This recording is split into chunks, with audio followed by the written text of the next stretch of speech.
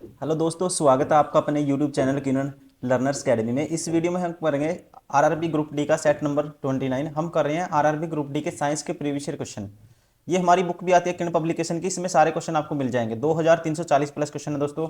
ये सारे सेट हम कवर कर रहे हैं और अभी हम पहुंच गए सेट नंबर 29 पे। ये क्वेश्चन पेपर पूछा गया था 1/9/2022 को सेकंड शिफ्ट में। जितने भी क्वेश्चन आए थे इस क्वेश्चन पेपर में, मैथ सॉरी साइंस के, सारे इस वीडियो में कवर करेंगे। फर्स्ट क्वेश्चन है, कहते हैं induced EMF in the coil during the phenomenon of electromagnetic induction is directly proportional to. दोस्तों ध्यान रखेंगे, जब चेंज होगा मैग्नेटिक फील्ड किसमें, इलेक्ट्रोमैग्नेटिक इंडक्शन क्या होगा, बन जाएगा, मतलब इंड्यूस्ड हो जाएगा। इंड्यूस्ड का मतलब अपने आप कोई चीज बन जाना। ठीक है, जब क्या होगा, जैसे ही मैग्नेटिक फील्ड चेंज होगा क्या होता है, इंड्यूस्ड ईएमएफ इज, ठीक है, क्या होगा, प्रोड्यूस्ड हो जाएगा और उसकी वजह से क्या होता है, करंट पैदा हो जाता है। ठीक है, that is called electromagnetic induction. इसे क्या बोलते हैं, इलेक्ट्रोमैग्नेटिक इंडक्शन। और ये किस पे डिपेंड करता है, ये किसके प्रोपोर्शनल होता है, directly proportional rate of change of magnetic flux. ठीक है, magnetic rate of change of किसके बराबर होता है, ये जैसे मैग्नेटिक फ्लक्स क्या आता है, नंबर ऑफ मैग्नेटिक लाइन ये पास होती हैं। ठीक है, that is called magnetic flux. इसके डायरेक्टली प्रोपोर्शनल होता है, ध्यान रखेंगे। Option 4 is correct. Question number 2, in the absence of atmosphere the colour of the sky would be. कहता है वायुमंडल की अनुपस्थिति में आकाश का रंग कैसा होगा। तो दोस्तों ध्यान रखेंगे, जो स्काई है ना, हमें नीला दिखता है, ब्लू दिखता है, क्यों दिखता है, due to scattering of light. अगर क्या होगा, एब्सेंस ऑफ एटमोस्फियर नहीं होगा तो क्या नहीं होगा दोस्तों, जो रे होगी, ठीक है, रे ऑफ लाइट क्या होगी, स्कैटर्ड नहीं होगी, जिसकी वजह से जो हमें आसमान दिखेगा कैसा दिखेगा, दिन के दिन भी ब्लैक दिखेगा। Option 3 is correct. Question number 3, which of the following element shows catenation property similar to carbon. मतलब कि ये बताना है कौन सा जो कार्बन है उसकी तरह, ठीक है, समान श्रृंखलन गुण प्रदर्शित करता है। तो दोस्तों ध्यान रखेंगे, जो सिलिकॉन है और कार्बन है, ये क्या है, इनमें इनकी जो सिमिलर टेंडेंसी होती है, इनमें वैलेंस इलेक्ट्रॉन और इनके ग्रुप होते हैं पीरियोडिक टेबल में, क्या होते हैं, दोनों के दो कंटेन करते हैं 4 electron in their outer most shell. और सिलिकॉन है जो, ये भी कार्बन की तरह क्या बनाता है, कोवेलेंट बॉन्ड बनाता है। ठीक है, नॉन आयनिक कंपाउंड है। ठीक है, क्या बनाते हैं ये, कोवेलेंट बॉन्ड बनाता है, जिसमें कार्बन एक पाउडर की तरह होता है, नॉन मेटल होता है, और सिलिकॉन क्या होता है, सेमीकंडक्टर में आता है, ट्रांजिस्टर बनाने में इसका यूज करते हैं। तो हम कहेंगे, तो इसकी सिमिलर प्रॉपर्टी किसकी है, ठीक है, सिमिलर टू कार्बन कौन सा है, सिलिकॉन है। Option 2 is correct. Question number 4, what is the sub units composition of the prokaryotic ribosomes. कहते हैं प्रोकैरियोटिक राइबोसोम्स की उप इकाई संरचना क्या होती है। आप ध्यान रखेंगे, ये होती है 50s and 30s। Option 1 is correct. Question number 5, which of the following practices at least harmful in the conservation of the forest and the wild life. कहते हैं निम्नलिखित में से कौन सी विधि वनों और वन्य जीव के संरक्षण में सबसे कम हानिकारक है। ठीक है, लिस्ट हार्मफुल आपको बताना है। पहला है कन्वर्टिंग फॉरेस्ट टू प्लांटेशंस, वनों का वृक्षारोपण में बदलना। कम हानिकारक बताना है दोस्तों। ठीक है, उद्योगों के लिए कच्चे माल के स्रोत के रूप में वनों का उपयोग करना, वन क्षेत्रों में सड़कों और बांधों का निर्माण करना, गैर कास्ट वन उत्पाद का संग्रह। ये सबसे ध्यान रखेंगे कम हानिकारक है, बाकी सारे हानिकारक हैं। इनमें क्या होगा, जैसे कि वनों का वृक्षारोपण होगा, हानि होगी। वन कच्चे माल के लिए स्रोत के रूप में वनों का उपयोग करना, उसमें वनों की कटाई करनी पड़ेगी। ठीक है, ये सारे क्या है, ज़्यादा हैं, लेकिन ये क्या है, लेस हार्मफुल है, लिस्ट हार्मफुल है। ऑप्शन कौन सा, 4। Question number 6, as we go down the group the tendency of formation of basic oxides. कहता है जब हम समूह में नीचे की ओर जाते हैं ग्रुप में, जो टेंडेंसी होती है ऑक्साइड बनाने की, इसमें क्या बदलाव आएगा। तो आप ध्यान रखेंगे, जो एसिडिक करेक्टर होता है, ठीक है, एसिडिक करेक्टर ऑफ ऑक्साइड क्या होगा, डिक्रीज होगा डाउन द ग्रुप, और इंक्रीज होता है left to right across a period. और ध्यान रखेंगे जो दोस्तों, जो अल्कली मेटल हैं, जो कह सकते हैं अल्कली ऑक्साइड हैं, ये सारे बेसिक इन नेचर होते हैं। ठीक है, और ये इजीली क्या कर देते हैं, डोनेट कर देते हैं हाइड्रोक्साइड आयन। ठीक है, क्या कर H+ आयन क्या देते हैं, डोनेट कर देते हैं। ठीक है, जिसकी वजह से इनका क्या है, ये करेक्टर होगा, इंक्रीज होगा। ठीक है, क्योंकि ये भी ध्यान रखेंगे, जो एटॉमिक रेडियस है, ionic radius of alkali metal क्या होगी, इंक्रीज होगी जब हम डाउन द ग्रुप मूव करेंगे। ठीक है, इसकी वजह से क्या होगा, साइज बढ़ेगा। जब हाँ लिथियम से लेके, ठीक है, कहाँ तक मूव करेंगे, स्ट्रोंटियम तक, ये सॉरी ये सी एस तक, इसको बोलते तो हैं कैल्शियम बोलते हैं शायद। ठीक है, तो यहाँ से यहाँ तक मूव करेंगे डाउन द ग्रुप, तो ये इंक्रीज होता है, ध्यान रखेंगे, ऑप्शन सेकंड इज करेक्ट। आप इतना ध्यान रख लीजिए, ठीक है, बार बार क्वेश्चन पूछता है, जो फॉर्मेशन ऑफ बेसिक ऑक्साइड की जो टेंडेंसी है वो क्या होगी, इंक्रीज होगी जब आप मूव करोगे down the group. Question number 7, where is Bowman's capsule located in the human body. कहते हैं बोमन जो कैप्सूल है मानव शरीर में कहाँ स्थित है। जो बोमन कैप्सूल है दोस्तों, ये कहाँ पाया जाता है, ध्यान रखेंगे, इसे बोलते हैं किडनी में पाया जाता है, ऑप्शन सेकंड इज करेक्ट। ठीक है ना, किडनी है, किडनी कैसे बनती है, ये बनती है नेफ्रॉन से। ठीक है, जो एक्सक्रीटरी यूनिट होती हैं बहुत सारी, ठीक है, किससे बनती हैं, जिनको हम नेफ्रॉन कहते हैं, उससे किडनी का निर्माण होता है। और जो जन ये है जो नेफ्रॉन है, इसके अंदर जो कप टाइप का जो शेप होती है, कप टाइप की शेप होती है, उसके अपर एंड पे, ठीक है, उसको बोलते हैं बोमन कैप्सूल। ठीक है, और ये कहाँ पे पाया जाता है, किडनी के अंदर। Question number 8, two resistors A20 ohm B30 ohm are connected in a parallel, the combination connected to 3 volt battery, the current through the battery is। Current बताना हमें, बैटरी में से कितना करंट पास होगा। तो देखो पैरेलल है, इक्विवेलेंट रेजिस्टेंस क्या आएगा, 1/R बराबर आएगा 1/R1 प्लस 1/R2। तो यहाँ से हमारे पास आएगा, इन दोनों का एलसीएम 60, 3, ये आएगा 2, 5/60 आएगा, 5/60 का मतलब 1/12। तो आर की वैल्यू क्रॉस मल्टीप्लाई करेंगे, क्या आ रही होगी, 12। अगर आर हमारे पास आएगा 12, तो हमें बताना है करंट, वी होता है आई आर के बराबर, तो आई की वैल्यू आ जाएगी V/R। वोल्टेज कितने वोल्ट है, 3 वोल्ट है, और आर कितना है, 12 है, ये आ जाएगा 3/12 1/4 0.25 ampere, option third is correct. Question number 9, which of the following instrument is use to measure blood pressure. दोस्तों आसान क्वेश्चन है, बार बार आता है, स्फिग्मो मैनोमीटर, इसका यूज करते हैं ब्लड प्रेशर को मापने के लिए, option third is correct. Question number 10, which of the following parts of the flower develops into fruit after fertilisation. पुष्प का इनमें से कौन सा भाग निषेचन के बाद फल के रूप में विकसित होता है, इसका नाम क्या है, इसका नाम है दोस्तों अंडाशय, हिंदी में अंडाशय, इंग्लिश में ovary, option first is correct. Question number 11, which of the following herbs is found only in India and use to treat blood pressure. ठीक है, कौन सी जड़ी बूटी है जो केवल इंडिया में पाई जाती है और रक्तचाप के उपचार के लिए इसका उपयोग किया जाता है, इसको बोलते हैं सर्पगंधा, ऑप्शन सेकंड इज करेक्ट।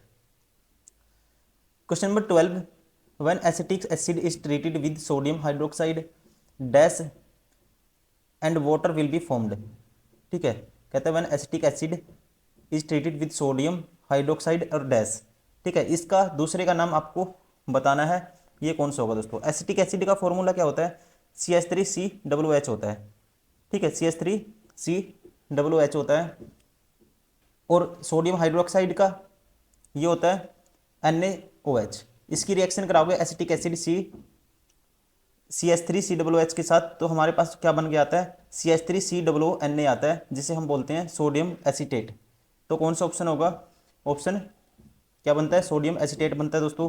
ठीक है, जिसे बोलते हैं CH3COONA बन जाएगा। ठीक है, और वाटर रिलीज हो जाएगा, ऑप्शन थर्ड इज करेक्ट।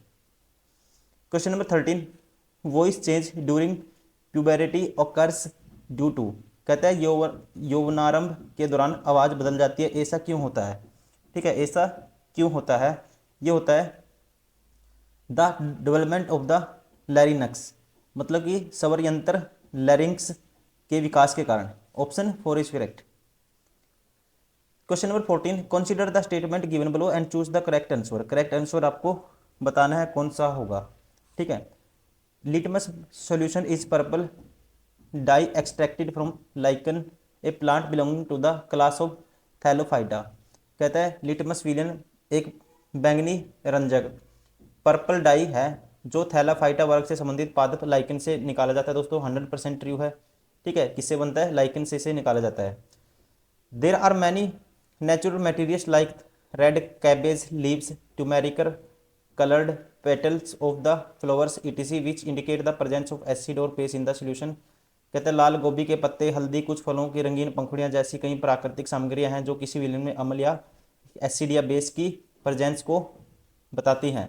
ये भी दोस्तों ठीक है, इनसे पता लगाई जाती है जो एसिड और बेस है, ठीक है, कौन सा सोल्यूशन है इसका पता लगता है, इसलिए दोनों ट्रू हैं। कौन सा ऑप्शन होगा? Option 4, both the statement are true. Question number 15, match the following characteristic in modern periodic table. देखो टोटल नंबर ऑफ ब्लॉक कितने होते हैं? ये होते हैं 4। और टोटल आवर्त हिंदी में आवर्त कहते हैं और पीरियड इंग्लिश में कहते हैं, ये होते हैं 7। पहले का तो आएगा दोस्तों, क्या आएगा? पहले का तो ए आएगा, तो ये ऑप्शन बार हो गया, थर्ड भी बार हो गया। दूसरे का टोटल नंबर पीरियड कितने? 7 होते हैं, दूसरे का डी आएगा, तो ये भी बार हो गया। तो बच्चा कौन सा? Option 4 is correct. आगे भी देख सकते हो आप, ठीक है। तो उसके बाद total number of electron in के सेल, के एल एम एन ऐसे होता है, के एल एम एन, ठीक है। तो के में कितने आते हैं? 2 आते हैं के, फिर इसके बाद एल आएगा, और एल में कितने आएंगे दोस्तों? 8 आएंगे। दूसरे में 8 आते हैं, फिर उससे उससे अगले में नेक्स्ट में कितने आएंगे? 18 आएंगे, ठीक है। के में आएंगे 2, टोटल नंबर ऑफ के सेल में क्या कितने आएंगे? 2 आएंगे। तो मतलब कि ये हो गया, बी हो गया तीसरे का। चौथे का क्या हो जाएगा? Total number of electron M M में 18 आएंगे, और इसका आ जाएगा एल में कितने आते हैं? 8 आते हैं। तो option 4 is correct. Question number 16, the potential difference across the copper wire is 5 volt when A current is 0.5 ampere is flow through it, the resistance of the wire. Question आसान है, रेजिस्टेंस बताना है। रेजिस्टेंस क्या होता है? V equal to Ohm's law कहता है I R होता है, ठीक है। तो आर क्या आएगा? V बाई आई आएगा, ठीक है। तो रेजिस्टेंस निकालना है, ये आई है। वोल्टेज 5 वोल्ट है, और रेजिस्टेंस कितना है? सॉरी करंट कितना है? 0.5 एम्पियर है। 5 से 5 कैंसिल, और ये 10 ऊपर चला जाएगा, तो हमारे पास आएगा 10 ओम रेजिस्टेंस आएगा। Option 4 is correct.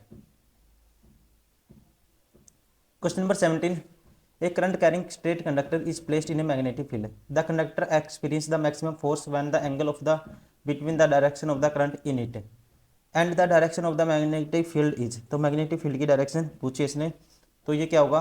90 डिग्री। तो ध्यान रखेंगे, जब द फोर्स आप एक्सपीरियंस करेंगे by current carrying conductor in a, ठीक है, मैग्नेटिक फील्ड लार्जेस्ट, जब क्या होगा? जब डायरेक्शन ऑफ मैग्नेटिक फील्ड और इलेक्ट्रिक करंट की क्या होगी? परपेंडिकुलर होगी ईच अदर, ठीक है। मतलब कह सकते हैं एंगल कितने का होगा? Between 90 degree. Question number 18, consider the statement given below and choose the correct answer. Correct answer आपको बताना है, ठीक है। Strong food is air tight containers help to slow down oxidation. कहता है भोजन को वायुरोधी कंटेनरों में रखने से ऑक्सीकरण को धीमा करने में मदद मिलती है। ये पहला क्या है दोस्तों? ठीक है, जब हम स्टोर करते हैं फूड को एयर राइट में कंटेनर्स में, ये क्या करते हैं? स्लो डाउन कर देते हैं ऑक्सीडेशन को, ठीक है, हेल्प करते हैं स्लो डाउन टू ऑक्सीडेशन। पहला ठीक है। Chip manufacture usually flush bags chips with the gas like oxygen to prevent the chips from getting oxidize. ये गलत है, ठीक है। कहता है कि चिप्स विनिर्माता सामान्य चिप्स को ऑक्सीकृत होने से बचाने के लिए चिप्स बैग को ऑक्सीजन जैसी गैस के साथ फ्लश करते हैं। ये क्या है? गलत है। इसमें कौन सी गैस यूज की जाती है? नाइट्रोजन, क्योंकि ये क्या है? एक इनएक्टिव गैस है, इनर्ट गैस है नाइट्रोजन, ठीक है। क्या है? इनर्ट गैस है, जो क्या करती है? प्रिवेंट करती है ऑक्सीडेशन को, और ठीक है, ऑक्सीडेशन को किसके? ऑयल के, क्योंकि जो ऑयल प्रेजेंट होता है चिप्स में, ठीक है, उस वजह से इसको N2 को यूज करते हैं, ना कि ऑक्सीडेशन को, ऑक्सीजन को। ऑप्शन सेकंड गलत है, इसलिए एक स्टेटमेंट ट्रू है, दूसरी गलत है। कौन सा होगा? Only statement option second, only statement 1 true and statement 2 false. Question number 19, consider the following statement, which of the above statement help us to understand colour under a clear sky. Clear sky में हमें colour बताने में कौन सी statement help करेगी? ये इसने पूछा है। पहला कहता है the wavelength of the red light is about 1.8 times that of the blue light, ठीक है। ये ब्लू लाइट से हमें पता चलता है, तो ये रिलेशन है दोस्तों, ये हेल्प करेगा। When the sunlight passes through the atmosphere the fine particle scatter blue light more strongly than the red light, ठीक है। तो जो ब्लू के हैं पार्टिकल ज़्यादा स्कैटर होंगे, ठीक है, इससे भी हमें पता चलेगा जो, ठीक है, स्काई का जो कलर कैसा है, क्लियरिटी हमें यहाँ से भी पता चलेगी। तो दोनों स्टेटमेंट ट्रू हैं, ध्यान रखेंगे, option 4 is correct. Question number 20, the resistance of the wire L and area of cross section A is 1 ये कह सकते हैं 1 ohm. The resistance of the wire same material but the length 4L and the area of cross section A will be. ठीक है, तो आपको second wire का resistance बताना है। देखो रेजिस्टेंस क्या होता है, पहली का 1 है, रेजिस्टेंस होता है सेम मटेरियल है, रो से दोनों का सेम है, लेंथ L है, ये एरिया क्रॉस सेक्शन ए है। ये रिजल्ट याद रखना है दोस्तों, आर होता है रो बाय रो एल बाय ए, इस पर हर बार क्वेश्चन आता है। अब दूसरी वायर है, resistance of the same material but the length 4L, ये आर की वैल्यू निकालनी है, दूसरी वायर का मान लो आर है। ठीक है, मटेरियल मतलब कि रो सेम है, मटेरियल का मतलब रो, रेजिस्टिविटी, मटेरियल सेम है इसका, और लेंथ क्या है 4L है, ये है 4L, एल की जगह 4L लेना है आपको, एंड एरिया क्रॉस सेक्शन इसका भी ये है। ठीक है, आर की वैल्यू बतानी है आपको। तो हम अगर डिवाइड करते हैं दोनों इक्वेशन को, या आप ऐसे करो, आर इज इक्वल टू ये रो एल बाई ए, इसको अलग लिख लो, और ये है 4। ठीक है, तो ये इसकी वैल्यू क्या थी 1 थी, तो ये आ जाएगा 4, आर की वैल्यू आएगी 4। तो कौन सा ऑप्शन होगा हमारे पास? तो ये क्वेश्चन में थोड़ा सा एरर है, देखो हिंदी में कुछ अलग है स्टेटमेंट, यहाँ पे 5A दिया हुआ है दोस्तों, इसके अकॉर्डिंग तो कोई भी मैच नहीं, आपको तरीका आना चाहिए, इसके अकॉर्डिंग तो कोई भी ऑप्शन हमारा मैच नहीं करा, लेकिन हिंदी के अकॉर्डिंग अगर आप 5A लोगे यहाँ पे एरिया ऑफ क्रॉस सेक्शन, ठीक है, कितना लोगे 5A लोगे यहाँ पे, तो ये आएगा यहाँ पे आ जाएगा 5। ठीक है, तो यहाँ 5 आएगा, तो यहाँ क्या हो जाएगा दोस्तों 5A आएगा, तो ये हो जाएगा 4/5 टाइम्स हो जाएगा। ठीक है, और इसकी वैल्यू ये थी 1 थी। ठीक है, 1, या कह सकते हैं इसको ये R1 रजिस्टेंस था। ठीक है, इसका इतने टाइम्स हो जाएगा, इसकी वैल्यू 1 रख दो, तो ये 1 से मल्टीप्लाई करेंगे, ये क्या था R1 की वैल्यू थी। ठीक है, या कह सकते हैं 4/5 टाइम्स हो जाएगा, इसकी वैल्यू होती है 0.8, option second is correct. Question number 21, an object is placed in at a distance of 10 centimetre in front of a concave mirror. Object 10 centimetre in front of a concave mirror, u की value है 10। If image is formed at a distance, v की value है 15। The focal length of the mirror is, देखो दोस्तों आपको relation याद होना चाहिए, 1/v प्लस 1/u बराबर होता है 1/f।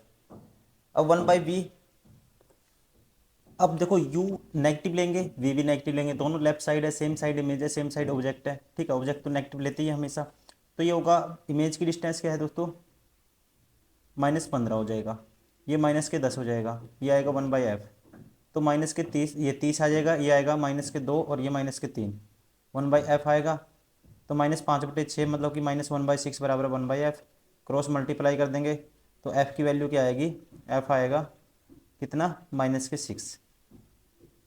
कौन सा ऑप्शन होगा, ऑप्शन थर्ड इज करेक्ट।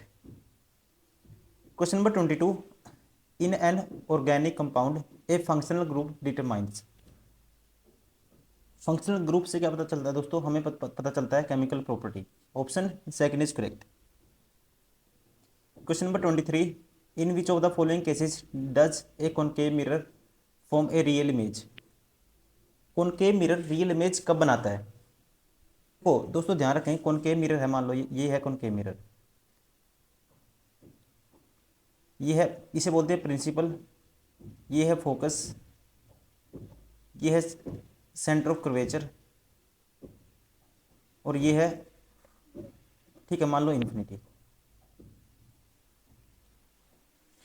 अब देखो ऑब्जेक्ट कहाँ कहाँ हो सकता है, ऑब्जेक्ट इन्फिनिटी पे हो सकता है 1 number, infinity centre of curvature के बीच में हो सकता है 2 नंबर, सेंटर ऑफ कर्वेचर पे हो सकता है 3 number, centre of curvature focus के बीच में हो सकता है 4 नंबर, फोकस पे हो सकता है 5 नंबर, फोकस और पोल के बीच में होता है 6 नंबर।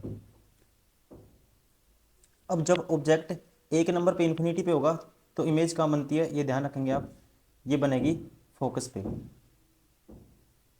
इसको देंगे 1 नंबर। जब इन दोनों के सेंटर ऑफ इन्फिनिटी और सेंटर ऑफ कर्वेचर के बीच में होगा तो इमेज बनेगी सेंटर ऑफ कर्वेचर और फोकस के बीच में, इसको नंबर देते हैं 2। जब सेंटर ऑफ कर्वेचर पे होगा दोस्तों ध्यान रखेंगे, तो इमेज भी कहाँ बनेगी, सेंटर ऑफ कर्वेचर पे बनेगी। अब 4 नंबर जब ऑब्जेक्ट होगा सेंटर ऑफ कर्वेचर और फोकस के बीच में, ठीक है, तो इमेज कहाँ बनेगी, सेंटर ऑफ कर्वेचर और इन्फिनिटी के बीच में। और जो ऑब्जेक्ट फोकस पे होगा तो इमेज बनती है इन्फिनिटी पे, ठीक है। और जब ऑब्जेक्ट होगा ना फोकस और पोल के बीच में, तो ध्यान रखेंगे इमेज बनेगी, एक ही केस होगा ऐसा, इमेज बनेगी राइट साइड। ये 6 नंबर देंगे इसको, ठीक है। अब देखो ये इमेज बनी 6 नंबर पे, ये ध्यान रखेंगे ये इमेज है जो, ये दोस्तों ये इरेक्ट इमेज बोलते हैं इसको, इरेक्ट एंड कह सकते हैं वर्चुअल, जिसको पर्दे पे नहीं उतार सकते। रियल का मतलब जिसको पर्दे पे उतार पाए हम, ठीक है। ये सारी इमेज क्या बनती है, ये बनेंगी रियल, ये इमेज बनेंगी दोस्तों रियल सारी की सारी, ठीक है, मतलब कि जिनको पर्दे पे उतारा जा सकता है। अब देखो ऑप्शन के according, object placed between the focus and pole, focus और पोल, ये ऑप्शन तो नहीं होगा रियल में। ऑब्जेक्ट प्लेस एट इन्फिनिटी, जब ऑब्जेक्ट इन्फिनिटी पे है तो इमेज 1 नंबर की कहाँ बनती है, ये फोकस पे बनती है, ये सही होगा, ठीक है। ये रियल इमेज है, ये क्या है, रियल इमेज है, रियल एंड इन्वर्टेड कह सकते हैं इसको, ये सारी इमेज क्या है, रियल एंड इन्वर्टेड। और दूसरा, object placed at focus infinity पे और ऑब्जेक्ट फोकस पे रखेंगे तो ऑब्जेक्ट 5 नंबर की इमेज कहाँ बनेगी दोस्तों, ये बनेगी इन्फिनिटी पे, ये भी रियल एंड इन्वर्टेड है। तो कौन सा होगा, 1 और 2, 2 और 3 ऑप्शन, 2 और 3 किस में है, option first is correct. Question number 24 में है, which element of xylem are composed of dead cells and yet are responsible for the transport of water and minerals in plants. कहते हैं जाइलम के कौन से तत्व मृत कोशिकाओं से बने होते हैं और फिर भी पौधों में जल और खनिजों के परिवहन के लिए उत्तरदायी होते हैं। तो इनका नाम क्या है दोस्तों, तो इसे बोलते हैं, ध्यान रखेंगे आप, हिंदी में बोलते हैं वाहिनिका और इंग्लिश में बोलते हैं ट्रैकिड्स और वाहिका वेजल्स, ठीक है। Tracheids and vessels, option 4 is correct. Question number 25, which of the following is an artificial ecosystem that is man made. कहता है इनमें से कौन सा एक कृत्रिम पारिस्थितिक तंत्र है जो मानव निर्मित है, ठीक है, जो इंसान ने बनाया हुआ है, इसे बोलते हैं, ध्यान रखेंगे दोस्तों, crop field. Crop field option first, फसली खेत। तो दोस्तों ये हो गए हमारे सारे के सारे क्वेश्चन जो इस शिफ्ट में पूछे गए थे। ये क्वेश्चन पेपर हुआ था 1/9/2022 को सेकंड शिफ्ट में। जितने भी क्वेश्चन थे सेट नंबर 29 था, हम करेंगे टोटल 99 सेट एग्जाम तक। ये आपको, ठीक है, सारे क्वेश्चन बार बार प्रैक्टिस करने हैं, आपका सिलेबस भी रिवाइज होगा, स्पीड भी बने क्वेश्चन सोल्व करने की, और बहुत सारे कॉन्सेप्ट आपके क्लियर हो जाएंगे जो आपके मन में डाउट रहते हैं, ठीक है। तो चलिए इस वीडियो में इतना ही दोस्तों, मिलते हैं नेक्स्ट वीडियो में। Thank you, bye bye, take care.